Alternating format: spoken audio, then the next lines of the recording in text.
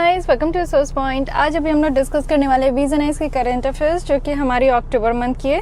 तो काफ़ी topic complete हो गई है। आज हम लोग यहाँ पे स्टार्ट करने वाले हैं स्कीम्स इन न्यूज़। तो ये गवर्नमेंट स्कीम्स है जो कि इस बार न्यूज़ में रही है in the month of October, तो इसे हम लोग कंप्लीट करते हैं। फर्स्ट स्टार्ट करते हैं PM cares for children scheme. Second यहाँ पे है प्रधानमंत्री mega integrated textile region and apparel park scheme. So both the schemes are very important. So let's start with the discussion. So first अगर scheme देखें, और हाँ इससे पहले एक छोटी सी इंपॉर्टेंट न्यूज़, अगर आप लोग को विजनाइज के टेस्ट सीरीज़ ज्वाइन करनी है फॉर 2020 प्रीलिम्स के लिए, 2022 की प्रीलिम्स के लिए, तो आप लोग ज्वाइन कर सकते हो। डिस्क्रिप्शन बॉक्स में ईमेल आईडी दी गई है, उस ईमेल आईडी पे आप लोग पोक करके अगर ज्वाइन होना है तो हो सकते हो। और मीन्स आंसर राइटिंग की भी अगर आप लोग को लगता है कि मीन्स की प्रैक्टिस करनी है तो डेली बेसिस पे क्वेश्चन प्रोवाइड की जाती है, आप लोग लिख सकते हो। ओके, तो चलिए स्टार्ट करते हैं PM cares for children scheme. अभी ऑब्वियस है कि ये चिल्ड्रन के लिए यहाँ पे आपकी स्कीम लाई जा रही है, तो ministry of women and child development यहाँ पे आपके फ्रेम में आएंगे, जिनके द्वारा कुछ गाइडलाइंस यहाँ पे रखा गया है पीएम केयर्स। तो देखते हैं कि क्या क्या है, इसकी ऑब्जेक्टिव क्या है, फीचर्स क्या है। सबसे पहले तो मिनिस्ट्री आपको याद रखनी है, क्योंकि एक स्टेटमेंट तो आपका मिनिस्ट्री से बन जाती है।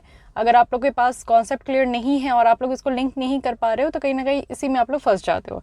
सो ये आपकी रही ministry of women and child development. Objective है कि बच्चों को सपोर्ट करना है जिनके दोनों पेरेंट्स या फिर कोई लीगल गार्डियन है, एडॉप्टिव पेरेंट्स है, अगर वो लॉस हो चुके हैं। क्योंकि आपको पता है कि कोविड-19 में जो सेकंड फेज़ आया था उसमें काफ़ी सारे लोगों की जान गई, और इसके कारण काफ़ी बच्चे ऑर्फन्स हो गए क्योंकि उनके पेरेंट्स की जान चली गई, उनकी जो लीगल गार्जियन है उनकी जान चली गई, एडॉप्टिव पेरेंट्स की जान चली गई, इवन बहुत ज़्यादा सफ़र भी कर रहे थे। तो अगर ऐसा हुआ है तो उनके लिए है उस तरीके के बच्चों को सपोर्ट करना है। साथ ही यहाँ पे कॉम्प्रिहेंसिव केयर इंश्योर करनी है एंड प्रोटेक्शन जो कि बच्चों को दिया जाएगा। साथ ही बच्चों की वेलबींग भी यहाँ पे अनेबल की जाएगी हेल्थ इंश्योरेंस के थ्रू, तो बच्चों को यहाँ पे हेल्थ इंश्योरेंस भी प्रोवाइड की जाएगी। एंड नेक्स्ट है कि यहाँ पे उनको एजुकेशन के थ्रू एम्पावर भी किया जाएगा, और सेल्फ सफिशिएंट जो एग्जिस्टेंस है कि उनके पास फिनेंशियल सपोर्ट होनी चाहिए, जिससे कि वो सेल्फ सफिशिएंट अपने आप जो है वो अपनी पढ़ाई कर सके, काम कर सके अपने आप। क्या देखिए, लोगों को एक गार्जियनशिप की ज़रूरत होती है बच्चों को, और साथ ही साथ पैसों की ज़रूरत होती है। तो यहाँ पे पैसे प्रोवाइड किए जा रहे हैं जिससे कि उनकी स्टडीज़ वगैरह ना रुके, उनकी बेसिक एमिनिटीज़ उनको मिलते जाए। और कब तक, तो एट द एज ऑफ 23, जब तक वो 23 तक रीच नहीं करेंगे तब तक उनको इस तरीके का हेल्प मिलेगा। ओके, सो यहाँ पे उनको एजुकेशन प्रोवाइड करनी है, साथ ही साथ यहाँ पे उनकी जो है हेल्थ इंश्योरेंस प्रोवाइड करनी है, उनको यहाँ पे फाइनेंशियल असिस्टेंस दी जाएगी, और साथ ही साथ जो है कॉम्प्रिहेंसिव केयर और प्रोटेक्शन यहाँ पे रखी जाएगी। फाइन। फीचर्स की अगर हम लोग बात करें तो इस स्कीम में आप देखो कि बच्चों को सपोर्ट किया जा रहा है, और साथ ही साथ यहाँ पे बच्चों को कैसे सपोर्ट किया जाएगा। तो ऑब्वियस है कि उनको एक बेटर हेल्थ प्रोवाइड करनी है, एजुकेशन वगैरह सही तरीके से उनको प्रोवाइड करनी है। मंथली स्टाइपेंड यहाँ पे दिया जाएगा फ्रॉम द एज ऑफ यहाँ पे 18 ईयर्स, जब वो पहुँचेंगे तो उनको स्टाइपेंड वगैरह दिया जाएगा। और इसमें लमसम अमाउंट आप देखो 10 लाख तक जो है यहाँ पे खर्च की जाएगी, जब जो बच्चे यहाँ पे 23 ईयर्स ऑफ एज तक पहुँच जाएंगे। एलिजिबिलिटी क्या है, किस तरीके के बच्चों को यहाँ पे रखा जाएगा, तो वो सारे बच्चे जो कि यहाँ पे लॉस्ट कर चुके हैं ड्यू टू कोविड-19 पैंडेमिक में। तो किसको लॉस किए, अपने बोथ द पेरेंट्स, यानी कि फादर मदर दोनों लॉस हो चुके हैं, या फिर जो सर्वाइविंग पेरेंट्स हैं, मान लीजिए कि किसी की सिर्फ मदर है या फिर सिर्फ फादर है, या फिर सिर्फ कोई लीगल गार्डियन थे जिनके तहत वो बच्चे रहते थे। तो यहाँ पे जो भी है लीगल गार्जियन हो गया, एडॉप्टिव पेरेंट्स हो गए, सिंगल एडॉप्टिव पेरेंट्स भी हो गए, जो कि सिंगल यहाँ पे एडॉप्टिव पेरेंट्स होते हैं ना, जैसे कि फादर जो है वो सिर्फ बच्चों को अडॉप्ट कर लेते हैं, मदर है वो अडॉप्ट कर लेते हैं। तो वैसे अगर पेरेंट्स की भी अगर डेथ हो गई है तो वैसे बच्चे यहाँ पे एलिजिबल है,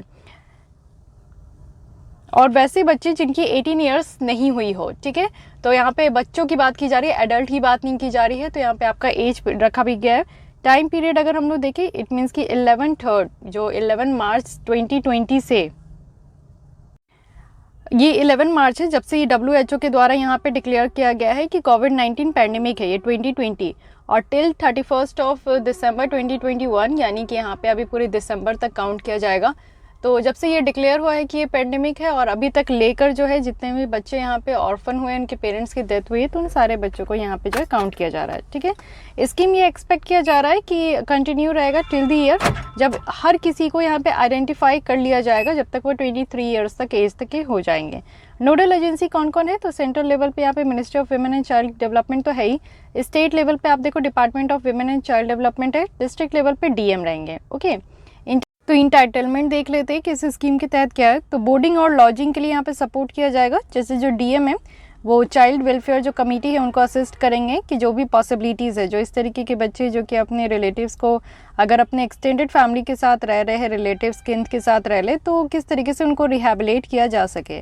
child should be placed in foster care या फिर चाइल्ड केयर इंस्टीट्यूशन है तो वहाँ पे इस तरीके के बच्चों को रखा जा सकता है। साथ ही बच्चों जो यहाँ पे 10 ईयर्स से ज़्यादा है उनको यहाँ पे नेताजी सुभाष चंद्र बोस जो विद्यालय है या फिर कस्तूरबा गांधी बालिका विद्यालय, एकलव्य मॉडल स्कूल है या फिर नवोदय विद्यालय है, तो इन सब इस तरीके के स्कूल्स में जो है उनको इनरोल कराया जाए। ओके, और साथ ही यहाँ पे इंश्योर भी किया जा रहा है कि सिबलिंग्स जो होते हैं जैसे भाई बहन सब रहते हैं तो वो एक साथ रहे एक ही जगह पे।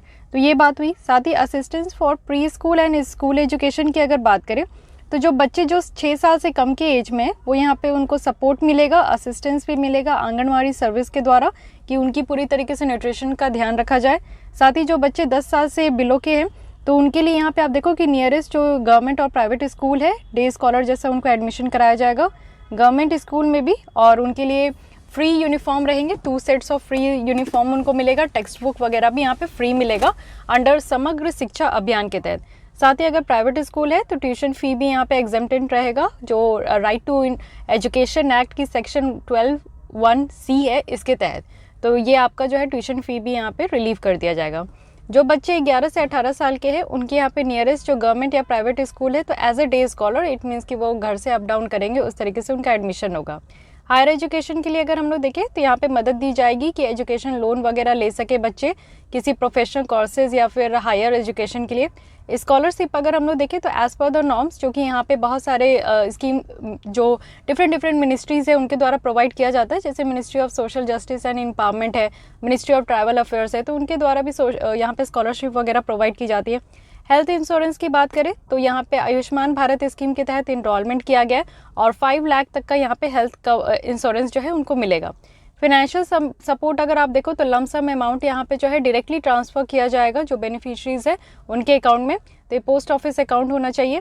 साथ ही जो बच्चे हैं वो मंथली स्टेपन अगर उनको मिल रहा है जब वो 18 साल उनकी एज हो जा रही है तो यहाँ पे 10 लाख तक का यहाँ पे खर्च किया जाएगा, और फिर बेनिफिशरीज जो है वो यहाँ पे 23 ईयर्स तक जब तक उनका एज होगा तब तक उनको पैसे मिलते रहेंगे, यानी कि 10 लाख तक का उनको पैसे मिल जाएंगे।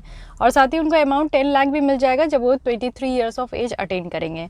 फंडिंग अगर देखें तो फंड जो यहाँ पे पीएम केयर्स फंड का है वो क्रेडिटेड किया जाएगा, वो भी डेडिकेटेड अकाउंट यहाँ पे बनाई जाएगी और इसको ministry of women and child development के द्वारा ऑपरेट भी किया जाएगा और मेंटेन भी किया जाएगा। Okay, so this is all about PM cares जो कि यहाँ पे बच्चों के लिए है। सो ये तो मुझे बहुत ही अच्छी स्कीम लगे क्योंकि बेसिकली ये बहुत ज़्यादा नीड है और नीड ऑफ एन आवर है, क्योंकि बहुत सारे बच्चे यहाँ पे ऑर्फन हुए कोविड के बाद, तो बहुत सारे ऐसे भी लोग हैं, फैमिली है जो कि इतने गरीब हो गए तो अपने बच्चों को पढ़ा नहीं पा रहे, बट खैर वो एक अलग बात होती है। But you have to remember each and every points जो कि यहाँ पे इस फीचर्स के तहत इस स्कीम के तहत है। Okay, so I don't think कि आपको यहाँ पे समझने में कोई परेशानी हुई होगी। Coming to the next article, प्रधानमंत्री mega integrated textile region. First of all you have to pay attention, यहाँ पे टेक्सटाइल रीजन है and then apparel parks scheme है। तो गवर्नमेंट ऑफ इंडिया के द्वारा प्लान किया जा रहा है ना कि पूरे 7 यहाँ पे मेगा इंटीग्रेटेड एक साथ टेक्सटाइल रीजन भी और अप्रैल पार्क्स भी बनाए जाएंगे, जहाँ पे आपका जो टेक्सटाइल का जो भी सामान है या फिर कपड़े वगैरह है तो वो एक ही जगह रख सके। ठीक है, और यूनियन बजट जो इस बार लाया गया है इसमें इस तरीके की प्रपोजल रखी गई है। स्कीम के बारे में देखें तो ये कहा जा रहा है कि 5F विज़न है यहाँ पे हमारे प्रधानमंत्री की, जिसमें है farm to fiber, fiber to factory, factory to fashion, fashion to foreign. Okay, it means कि यहाँ पे आप देखो कि फार्म से लेकर फॉरेन तक का यहाँ पे पूरा आपका रखा गया है। साथ ही अगर देखें तो इससे क्या होगा कि जो लॉजिस्टिक कॉस्ट है, जो सामान को एक जगह से दूसरी जगह ले जाने का जो यहाँ पे कॉस्ट है वो कम हो पाएगा, कॉम्पिटिटिवनेस जो है वो यहाँ पे कम हो पाएगी। साथ ही साथ इससे क्या होगा कि वर्ल्ड क्लास इंफ्रास्ट्रक्चर भी यहाँ पे क्रिएट हो पाएगी। ठीक है, अब यहाँ पे ऑब्जेक्टिव देखते हैं। हाँ, मिनिस्ट्री इज़ वेरी इंपॉर्टेंट क्योंकि हम लोग यहाँ पे टेक्सटाइल की बात करें तो ऑब्वियस है कि ministry of textile will be है। तो यहाँ पे क्या होगा कि इंडिया को यूनाइटेड नेशन की जो सस्टेनेबल डेवलपमेंट गोल है, गोल 9, जिसमें कि ये कहा गया है कि हम लोग को एक रेजिलिएंट इंफ्रास्ट्रक्चर बिल्डअप करनी है, सस्टेनेबल जो यहाँ पे इंडस्ट्रियलाइजेशन है उसको प्रमोट करना है, इनोवेशन को फॉस्टर करनी है, तो इसके ऊपर ध्यान दिया जाएगा। साथ ही साथ यहाँ पे इंटीग्रेटेड लार्ज स्केल और मॉडर्न इंडस्ट्रियल जो इंफ्रास्ट्रक्चर फैसिलिटी है वो चीज़ें यहाँ पे डेवलप की जाएगी। तो ये दोनों ऑब्जेक्टिव काफ़ी ज़्यादा ज़रूरी है। तो गोल 9 याद रखना है, जो कि आपका टेक्सटाइल इंडस्ट्री से या फिर इंफ्रास्ट्रक्चर क्रिएट करने के लिए, रेजिलिएंट इंफ्रास्ट्रक्चर, जो कि हम लोग अपने ही देश में ऐसा इंफ्रास्ट्रक्चर क्रिएट करेंगे कि हम लोग की इंपोर्ट सब्स्टिट्यूशन हो जाए, बाहर से हम लोग को ये सारी चीज़ें इंपोर्ट कराने की ज़रूरत नहीं पड़े। वैसे भी हम लोग 3rd लार्जेस्ट इंडस्ट्री है टेक्सटाइल के फील्ड में, और ये आप लोग देखो कि हर साल ये वेरी करती है। Ranking is not important as much, ये इंपॉर्टेंट नहीं है, लेकिन जिस साल आप एग्जाम देने जा रहे हो, चाहे स्टेट PCS या प्रीलिम्स के लिए, तब आप लोग उस साल की देख सकते हो कि हाँ कितनी रैंकिंग है। Okay, coming to the next, यहाँ पे फीचर्स देख लेते हैं। ग्रीन फील्ड और brown field PM Mitra park है। तो ग्रीन फील्ड होती है जो कि न्यू प्रोजेक्ट आते हैं, कहीं पे न्यू अगर पार्क सेटअप करनी है तो उसको हम लोग ग्रीन फील्ड कहते हैं। बट ब्राउन फील्ड कहने का मतलब है कि वो शुरू से चलते आ रहे हैं, पुराने हैं, 4-5 साल पहले से चलते आ रहे हैं, उसमें कुछ न्यू फंडिंग वगैरह की अगर कमी है तो सबको पूरा करके यहाँ पे फिर से चलाया जाएगा। साथ ही यहाँ पे प्रोविजन भी है डेवलपमेंट कैपिटल सपोर्ट का। 30% जो प्रोजेक्ट का कॉस्ट है ना, इसमें मैक्सिमम सपोर्ट आप देखो कि 500 करोड़ तक है और 200 करोड़ तक है ग्रीन फील्ड के लिए। 500 करोड़ यहाँ पे ग्रीन फील्ड के लिए क्योंकि नए प्रोजेक्ट को ज़्यादा पैसे चाहिए, 200 करोड़ है जो कि ब्राउन फील्ड के लिए है क्योंकि पुराने प्रोजेक्ट जो है वो फंड की कमी के कारण भी रुक जाते हैं। कॉम्पिटिटिव इंसेंटिव्स सपोर्ट भी है, यानी कि 300 करोड़ तक पर पार्क यहाँ पे दी जाएगी। First come first service basis पे है कि जो इंफ्रास्ट्रक्चर यहाँ पे जो प्रोजेक्ट पहले आएगी उनको यहाँ पे पहले मिलेगी। साथ ही ये सिर्फ अवेलेबल है मैन्युफैक्चरिंग कंपनीज में, ठीक है। मैन्युफैक्चरिंग कंपनीज है जो कि टेक्सटाइल वगैरह वो यहाँ पे इससे रिलेटेड कुछ भी मैन्युफैक्चर करना चाहते हैं। और साथ ही साथ ऑपरेशनल मॉडल अगर देखें तो ये पार्क जो है वो PPP मोड में होगी। इट मीन्स कि यहाँ पे प्राइवेट सेक्टर और पब्लिक सेक्टर्स दोनों यहाँ पे मिलकर यहाँ पे इंफ्रास्ट्रक्चर क्रिएट करेंगे और मास्टर डेवलपर मॉडल के बेसिस पे होगा। साथ ही ये सारे फॉर्मेट है design, build, finance, operate, transfer, इतना ज़्यादा आपको डिटेल में जाने की ज़रूरत नहीं है, ठीक है, क्योंकि ये सारी चीज़ें नहीं पूछी जाती है। अदर मॉडल अगर देखें तो सरकार की यहाँ पे SPV लीड मॉडल है, हाइब्रिड मॉडल याद रखिए, जिसमें कि आपका जो है यहाँ पे बॉट वगैरह भी आ जाता है, तो इसको भी इसको भी कंसिडर किया जाएगा। साथ ही लोकेशन की अगर सिलेक्शन देखें तो स्टेट गवर्नमेंट जो है वो यहाँ पे रेडी है कि कंटिगियस और जो उसकी अवेलेबिलिटी के लिए फ्री लैंड पार्सल यहाँ पे दिया जाएगा कि पार्क्स वगैरह क्रिएट कर सके। प्रोजेक्ट मैनेजमेंट एजेंसी भी है जो कि यहाँ पे सेलेक्ट किया जाएगा फेयर और ट्रांसपेरेंट जो सिलेक्शन प्रोसेस है उसके हिसाब से। सो यहाँ पे ये स्कीम है, तो याद रखिएगा कि PM मित्र है क्या, ये पूछ लिया जा सकता है, या फिर इसमें कौन सी मिनिस्ट्री है, तो इस तरीके से क्वेश्चन आपके बन सकते हैं, तो ये बातें आपको ध्यान रखनी है। Okay, so this is only 2 यहाँ पे स्कीम्स है जो कि इस बार काफ़ी इंपॉर्टेंट है। तो आज के लिए बस इतना ही रखते हैं, मिलते हैं हम लोग नेक्स्ट आर्टिकल के साथ। सो अगर आप लोग को ज्वाइन करनी है टेस्ट सीरीज़ या फिर मेंस तो आप लोग ज्वाइन कर सकते हो, और फिर कल हम लोग इसी समय मिलते हैं। अगर आपको ये लेसन अच्छी लगी है तो लाइक कीजिए, अपने दोस्तों के साथ भी शेयर कर सकते हैं। फिर भी कोई डाउट करे सजेशन से तो कमेंट कीजिए एंड मेक श्योर कि आपने हमारे चैनल को सब्सक्राइब कर लिया है। आज के लिए बस इतना ही, थैंक यू।